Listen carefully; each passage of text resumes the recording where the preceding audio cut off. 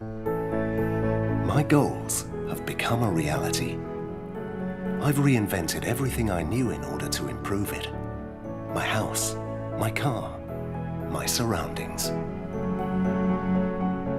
Here I can capture the moments that enrich life. I have managed to have my work where I am, where my home is.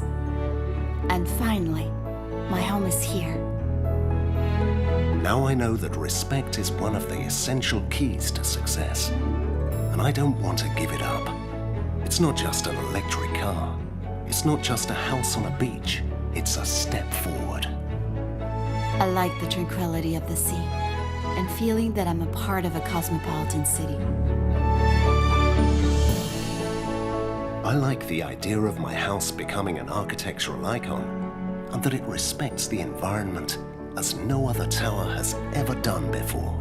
It is the perfect combination between energy efficiency and sustainable design. What I like about my house is what can't be seen. A wonderful internal management of energy and consumption. I've never felt so free being at home. A window to the sea, my horizon. I'm fascinated by the detail, finesse, and luxury of this light. This breeze always gives me good ideas. I feel good being here, between fresh and salt water.